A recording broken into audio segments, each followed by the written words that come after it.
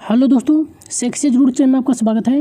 SSC MTS exam 2023 4 मई first shift का जैसे कि हो चुका है दोस्तों। आज हम इस सेशन में 4 मई फर्स्ट शिफ्ट में जो क्वेश्चन पूछेंगे उन सभी क्वेश्चनों का एनालिसिस करेंगे। ये सभी जो क्वेश्चन होंगे दोस्तों 100% रियल एवं ऑथेंटिक क्वेश्चन होंगे, तो सेशन को पूरा जरूर देखेगा दोस्तों। एक बात और दोस्तों, यदि हमारे चैनल पर पहली बार आए हैं तो इसी तरह का कंटेंट पाने के लिए हमारे चैनल को सब्सक्राइब जरूर कर लीजिएगा और बेल आइकन को भी प्रेस कर लीजिएगा, ताकि हमारे जब वीडियो किसी भी कंटेंट पे अपलोड होगी तो सबसे पहले आपको पता चलेगा। तो बेल आइकन को जरूर प्रेस कर लीजिएगा और अपने दोस्तों के साथ भी अधिक से अधिक शेयर कीजिए ताकि इसका सभी बेनिफिट उठा सकें। तो चलिए सेशन को शुरू करते हैं। क्वेश्चन जो पूछा गया था कि मुठवारी की रानी किसे कहा जाता है, तो मुठमरी की जो रानी के रूप में जाना जाता है वह गिरिराज देवी को जाना जाता है। तो गिरिराज देवी आपका करेक्ट आंसर होता है। मुठवारी को जो है अर्थशास्त्री की संगीत भी कहा जाता है। गिरिराज देवी को 2016 ईस्वी में पद्म विभूषण पुरस्कार और 1989 में इनको पद्म भूषण पुरस्कार और 1972 ईस्वी में इनको पद्मश्री पुरस्कार से भी सम्मानित किया जा चुका है। पंडवानी लोक गायिका के प्रमुख गायिका को देखें तो तीजनबाई, पुनियाबाई और लक्ष्मीबाई, ये तीनों जो प्रमुख हैं पंडवानी लोक गायिका के रूप में, तो इन तीनों को भी जरूर ध्यान में रखेगा। छत्तीसगढ़ के प्रमुख गायन को देखें तो प्रमुख जो गायक हैं पंडवानी, कर्मा, राउत, नाचा, नीचा और सुआ, ये सभी जो हैं छत्तीसगढ़ के प्रमुख गायन हैं, तो इन्हें भी जरूर ध्यान में रखेगा। तो इन सारे एक्स्ट्रा फैक्ट को जरूर ध्यान में रखेगा। ये सारे मोस्ट इंपॉर्टेंट हैं जिनका भी नेक्स्ट डे में आने वाला एग्जाम है, तो इन सभी को जरूर ध्यान में रखेगा। तो चलिए चलते हैं नेक्स्ट क्वेश्चन पर। नेक्स्ट क्वेश्चन जो पूछा गया था, प्रधानमंत्री ग्रामोदय योजना की शुरुआत जो है किस वर्ष किया गया था, तो इसकी जो शुरुआत किया गया था 2000 ईस्वी में किया गया था। तो 2000 ईस्वी आपका करेक्ट आंसर होता। इसका जो प्रमुख उद्देश्य था प्राथमिक शिक्षा, स्वास्थ्य का देखभाल, पेयजल, आवास, ग्रामीण सड़कों को सुरक्षित करना और ग्रामीण रोजगार को जागरूक करना, ये सभी इनके प्रमुख उद्देश्य थे, तो इनका उद्देश्य भी जरूर ध्यान में रखेगा। नेक्स्ट क्वेश्चन जो पूछा गया था, द्वैध शासन किस अधिनियम के द्वारा लागू किया गया था, यानी कि लागू हुआ था।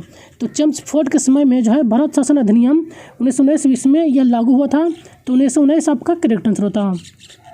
नेक्स्ट क्वेश्चन जो पूछा गया था, सुल्तान जोहिर कप का संबंध किस खेल से है, तो इस खेल का जो संबंध था वो हॉकी से है, तो हॉकी आपका करेक्ट आंसर होता।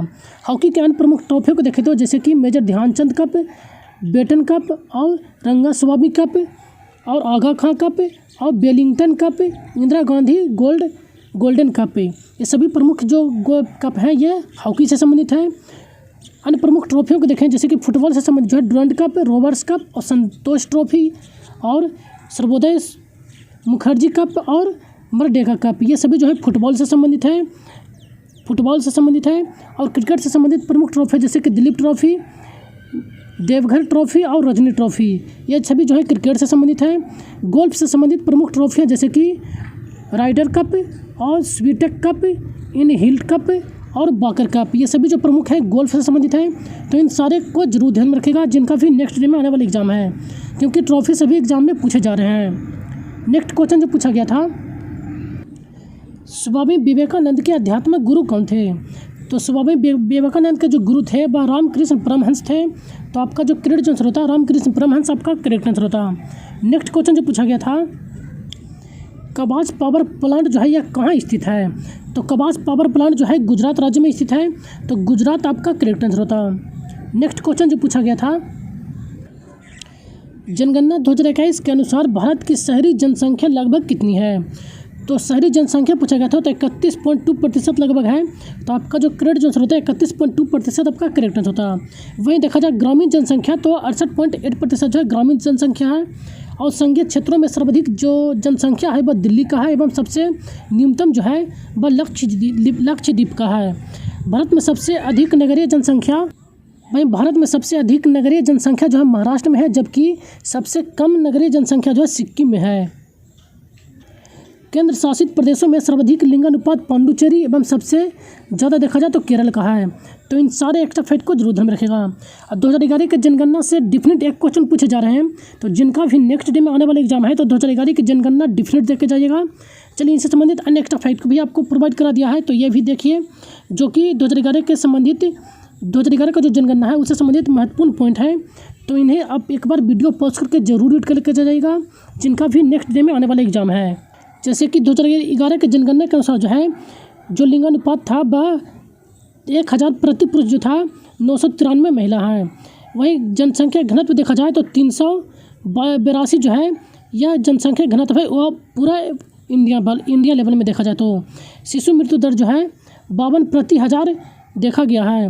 वहीं मृत्यु दर जो है 407 प्रति लाख और जन्म दर पर देखा गया है। सबसे कम जनसंख्या जो है सिक्किम का है और उच्चतम जनसंख्या घनत्व जो है बिहार का है। सबसे कम जनसंख्या घनत्व अरुणाचल प्रदेश का है जो कि 17 है।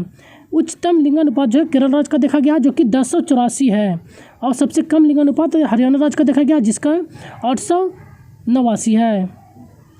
चलिए इससे संबंधित अन्य एक्स्ट्रा फैक्ट को देख लेते हैं।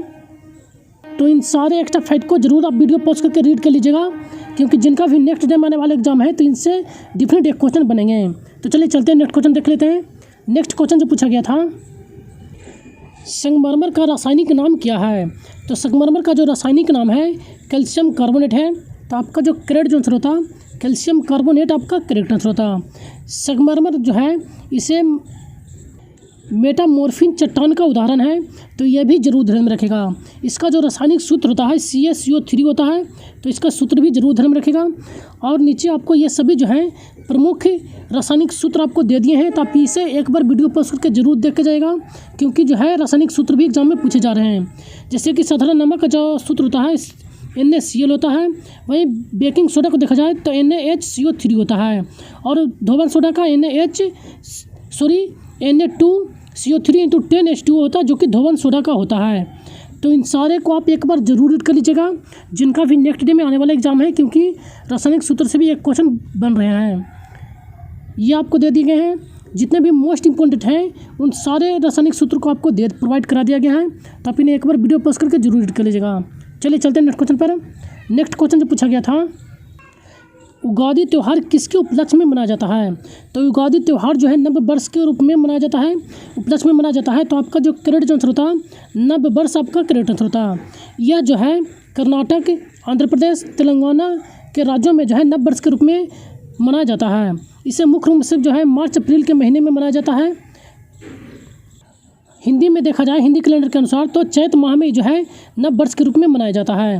उगादी जो दिन जो है यह जो है सृष्टि के रचयिता ब्रह्मा के पुण्य के लिए मनाया जाता है, पूजा के लिए रूप में जो है इसे मनाया जाता है नव वर्ष के रूप में। तो इन्हें जरूर ध्यान में रखिएगा।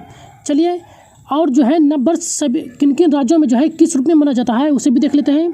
जैसे कि बैसाखी जो है पंजाब में जो है बैसाखी के रूप में नव वर्ष के रूप में मनाया जाता है। जुड़ शीतल जो है बिहार के रूप में मनाया जाता है। तो इन सारे को आप एक बार वीडियो पॉज करके जरूर रीड कर लीजिएगा। वीडियो पॉज कर रीड करने के लिए इसलिए कर रहा हूँ क्योंकि वीडियो थोड़ा ज़्यादा लंबा हो जाएगा तो इसलिए आप वीडियो पॉज करके स्वयं रीड कर लीजिएगा। आपको जो भी एक्स्ट्रा फैक्ट है वो आपको प्रोवाइड हमारे द्वारा करा दिया जाता है। तो चलिए चलते हैं नेक्स्ट क्वेश्चन पर। नेक्स्ट क्वेश्चन जो पूछा गया था, पानी को शुद्ध करने के लिए निम्नलिखित में से किसका प्रयोग किया जाता है? तो पानी को शुद्ध करने के लिए जो है मुख्य रूप से क्लोरीन का प्रयोग किया जाता है। तो Cl आपका करेक्ट आंसर होता। यानी कि यदि विधि पूछा जाए तो क्लोरीनीकरण आपका करेक्ट होगा। तो विधि भी आप ध्यान में रखिएगा। यदि शुद्धिकरण के लिए पूछा गया था कि किसका प्रयोग किया जाता है तो क्लोरीन आपका करेक्ट आंसर होगा। नेक्स्ट फैक्ट को देख ले तो जल का क्लोरीनीकरण जल के क्लोरीन या क्लोरीनिक यौगिक जैसे कि सोडियम हाइपोक्लोराइड के मिलाने की प्रक्रिया को कहते हैं। तो इन सारे एक्स्ट्रा फैक्ट को जरूर ध्यान में रखिएगा। एवं पानी को शुद्ध करने के लिए जो है फिल्टरी का भी प्रयोग किया जाता है। ब्रिंजक चूर्ण का प्रयोग जो है क्लोरीन के गैस के द्वारा ही सहायता से ब्रिंजक चूर्ण भी प्राप्त होता है और कीटनाशक के रूप में ब्रिंजक चूर्ण का प्रयोग किया जाता है। तो इन सारे एक्स्ट्रा फैक्ट को जरूर ध्यान में रखिएगा। ब्रिंजक चूर्ण का यदि पूछा जाए कि निर्माण किससे किया जाता है तो क्लोरीन गैस के द्वारा ही ब्रिंजक चूर्ण का निर्माण होता है। तो इसे भी ध्यान में रखिएगा। तो चलिए चलते हैं नेक्स्ट क्वेश्चन पर। नेक्स्ट क्वेश्चन जो पूछा गया था, कोदो कुटकी जो है किस तरह का फसल है? तो यह जो है बाजरा की फसल है। तो बाजरा आपका करेक्ट आंसर होता। नेक्स्ट क्वेश्चन जो पूछा गया था, सम्राट अशोक किस युद्ध के बाद भौगोलिक आधिपत्य नीति को त्याग कर धर्म की घोषणा की थी? यानी कि अशोक के द्वारा जो है धर्म को अपनाया गया था। तो अशोक के द्वारा जो है कलिंग युद्ध 261 ईसा पूर्व जो लड़ा गया था, इसी युद्ध के बाद जो है अशोक ने धर्म को घोषणा की थी और धर्म को अपनाया था। यानी कि बौद्ध धर्म को अपनाया था। तो आपका जो करेक्ट आंसर होता कलिंग युद्ध 261 ईसा पूर्व आपका करेक्ट आंसर होता। नेक्स्ट क्वेश्चन जो पूछा गया था, सितंबर 2022 में निर्मला सीतारमण के द्वारा जो है दक्षिण एशियाई अध्ययन के लिए कौन सा ई लर्निंग प्लेटफॉर्म लॉन्च किया गया? तो यह जो है भारतीय विद्या लॉन्च किया गया था। तो भारत विद्या आपका करेक्ट आंसर होता। यह किसके द्वारा लॉन्च किया गया था? तो BORI के द्वारा जो है यह लॉन्च किया गया था। मतलब सॉरी, इसका जो डिज़ाइन किया गया था BORI के द्वारा मतलब डिज़ाइन किया गया था। तो इस एक फैक्ट को भी आप जरूर ध्यान में रखेगा कि यह जो है किसके द्वारा डिजाइन यानी विकसित किया गया था। तो चलिए चलते हैं नेक्स्ट क्वेश्चन पर। नेक्स्ट क्वेश्चन जो पूछा गया था, द प्लेस ऑफ इल्यूशंस के लेखक कौन हैं? तो इसके जो लेखक थे जो चित्रा बनर्जी थे। तो चित्रा बनर्जी आपका करेक्ट आंसर होता। अन्य प्रमुख पुस्तक एवं उनके लेखक को भी देख लेते हैं, जैसे कि वार एंड पीस के जो लेखक हैं लियो टॉलस्टॉय हैं, जो कि पिछला जो शिफ्ट लिया जा चुका है एग्जाम में, यह पूछा गया है। वार एंड पीस के लेखक। अन्य प्रमुख पुस्तकों को भी देख लेते हैं, जैसे कि अनहैप्पी टू इंडिया जो कि लाला लाजपत राय के द्वारा लिखा गया है। इंडिया डिवाइडेड जो है डॉक्टर राजेंद्र प्रसाद के द्वारा। द टॉम्स ऑफ सेंट जो है श्री पतंजलि के द्वारा। और the struggle in my life जो है नेल्सन मंडेला के द्वारा लिखा गया है। The test of my life Yuvraj Singh के द्वारा। An era of darkness Shashi Tharoor के द्वारा। तो ये सारे मोस्ट इंपॉर्टेंट पुस्तक हैं, तो इन सभी को जरूर देखिए, ध्यान में रखिएगा। तो चलिए चलते हैं नेक्स्ट क्वेश्चन पर।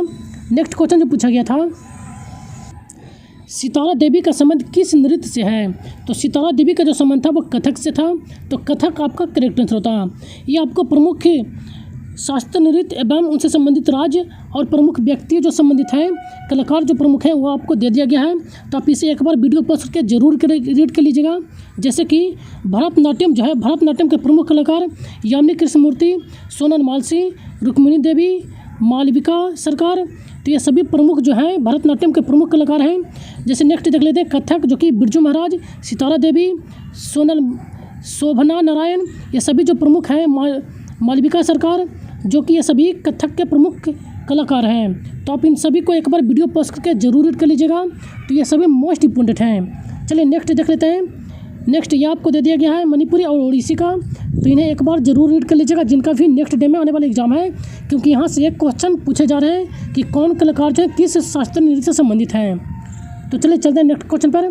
नेक्स्ट क्वेश्चन जो पूछा गया था, इनमें से कौन जो है विषय संघ सूची के अंतर्गत आता है? तो संघ सूची के अंतर्गत कौन आते हैं ये पूछा गया था। तो आपके ऑप्शन में जो दे दिया गया था, ल्यूकर दिया गया था, सोशल प्लानिंग, बॉयलर और एक्सट्राडिशन दिया गया था। तो पहले इसके बारे में थोड़ा सा देख लेते हैं डिरेक्शन। जैसे कि भारतीय संविधान को जो है 7वीं अनुसूची में वर्णन किया गया है। 3 अनुसूचियाँ वर्णित हैं। ये जो 3 अनुसूची हैं, संघ सूची, राज्य सूची और संवर्ती सूची हैं। संघ सूची पर जो है केंद्र सरकार कानून बनाती है, और राज्य सूची पर राज्य सरकार, और संवर्ती सूची पर जो है केंद्र सरकार और राज्य सरकार दोनों जो है कानून बना सकती है।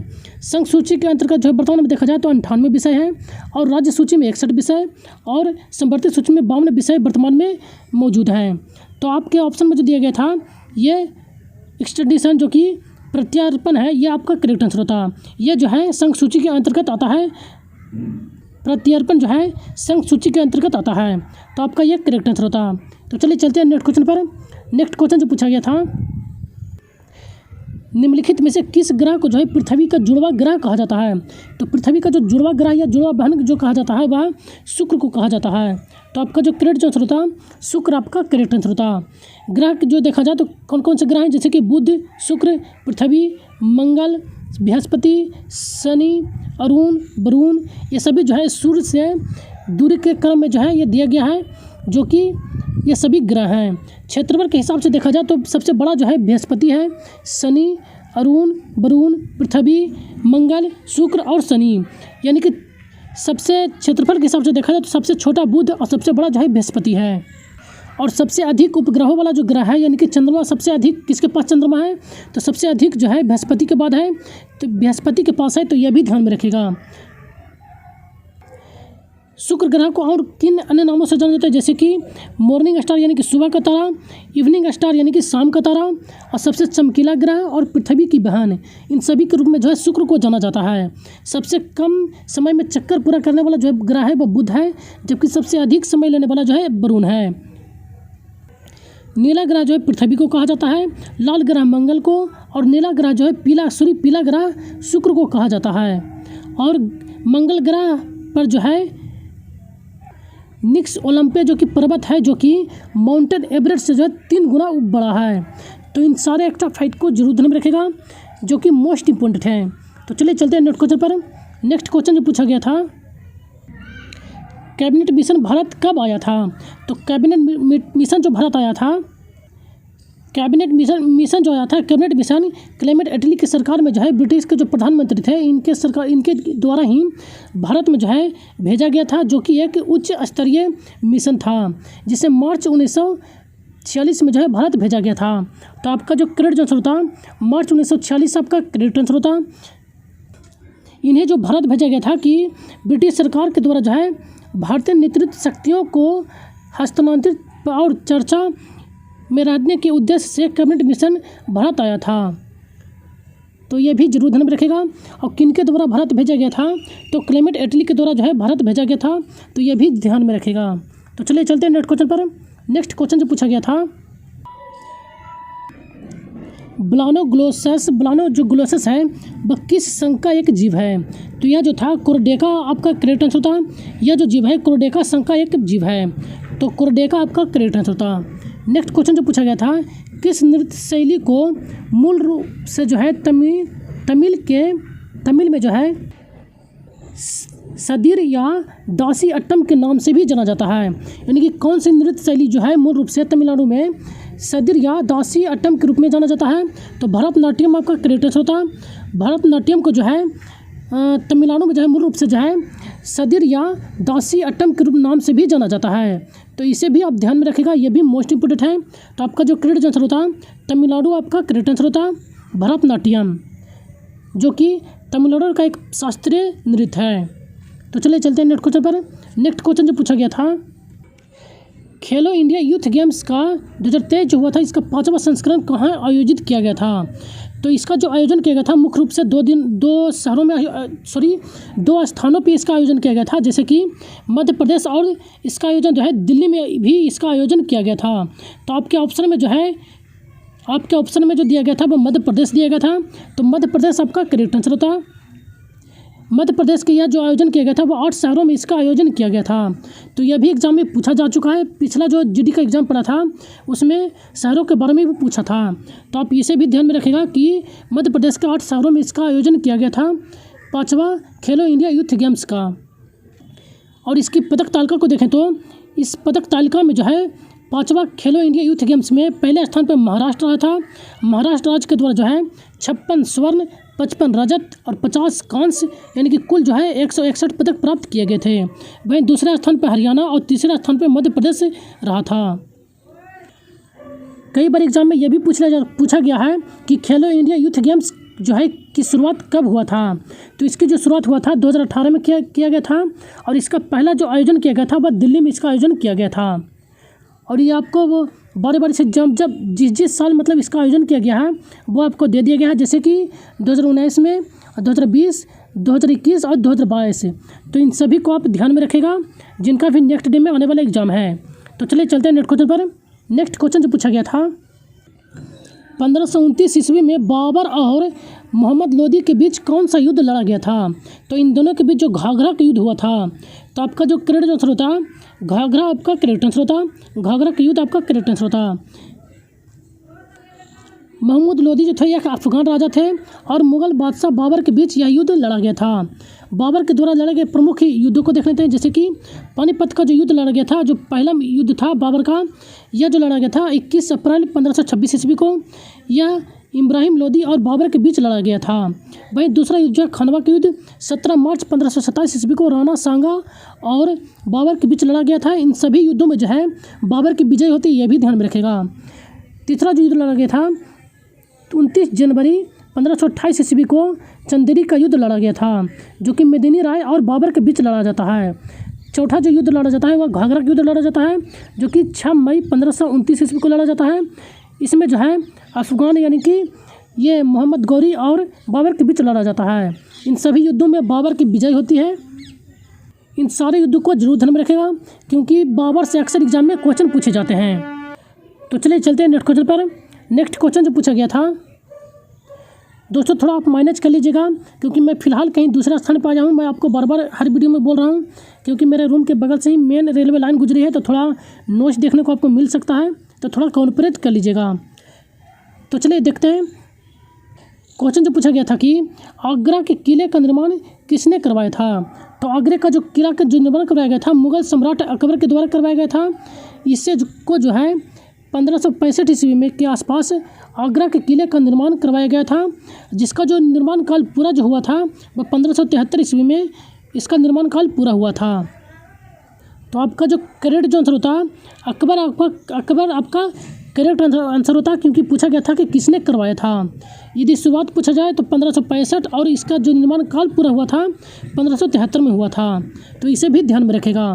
और इसे जो है यूनेस्को में जो है 1983 ईस्वी में यूनेस्को में विश्व धरोहर के रूप में शामिल किया गया था। तो यह भी मोस्ट इंपोर्टेंट क्वेश्चन है, तो इन्हें भी जरूर ध्यान में रखेगा। तो यह हमें बच्चों के द्वारा आज का ये लास्ट क्वेश्चन है दोस्तों, जो कि प्राप्त हुआ है। यदि कंटेंट पसंद आए तो हमारे चैनल को एक लाइक जरूर कर दीजिएगा दोस्तों, और अपने दोस्तों के साथ भी अधिक से अधिक शेयर कीजिए, ताकि इसका सभी बेनिफिट उठा सकें। और इसका PDF हमारे टेलीग्राम चैनल पे प्रोवाइड करा दिया जाता है। तो हमारे टेलीग्राम चैनल का जो लिंक है इस वीडियो के डिस्क्रिप्शन बॉक्स में दे दिया गया है, आप वहाँ से इसको PDF जो है प्राप्त कर सकते हैं। तो सेशन में बने रहने के लिए धन्यवाद। Thank you.